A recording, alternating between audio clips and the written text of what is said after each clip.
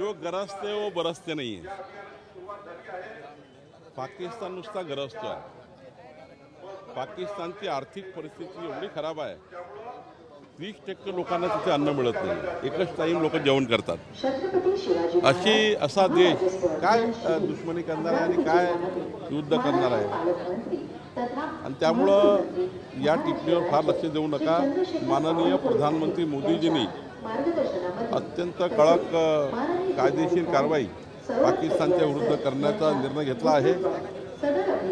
त्या शहीद आमच्या सर्वसामान्य कुटुंबातील लोकांना ज्या पद्धतीनं भ्याड हल्ला करून पाकिस्तानच्या दहशतवाद्यांनी मारला आहे, त्यांचा बदला नक्की माननीय नरेंद्र मोदीजी घेतील असा विश्वास महाराष्ट्राच्या आणि देशातल्या 140 कोटी जनतेला आहे।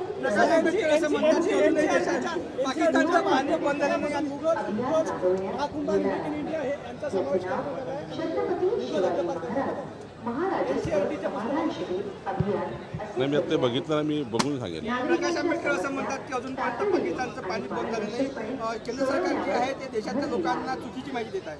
नाही, माननीय प्रकाश आंबेडकर साहेबांना माझी विनंती आहे, अशा वेळी कुठल्याही राजकारणाचे कोणतेही वक्तव्य आपल्याकडनं होऊ नये अशी विनंती आहे।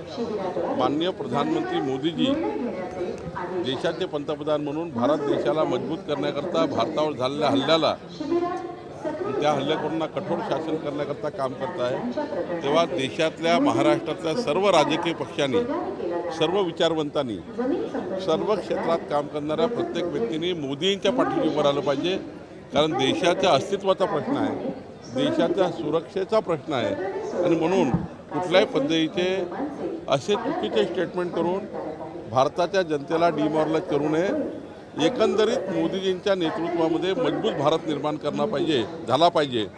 याकरता सर्वच पक्षाच्या लोकांनी मोदीजी जे काही स्टेप उचलणार आहेत, जे केंद्र सरकार स्टेप उचलणार आहे, त्याच्या पाठीशी खंबीरपणे राहिलं पाहिजे। महायुतीमधल्या दोन नेत्यांमध्ये, दोन मंत्र्यांमध्ये जुळली आहे, ज्यामध्ये योगेश कदम असतील आणि दुसरीकडे भाजपचे नितेश राणे। योगेश कदम असे म्हणतात की नितेश राणे यांनी माझ्या मतदारसंघात येऊन शहाणपणा शिकवला। इथून पुढे काही स्थानिक वाद असतात, त्यावर मी प्रतिक्रिया देणे योग्य नाही।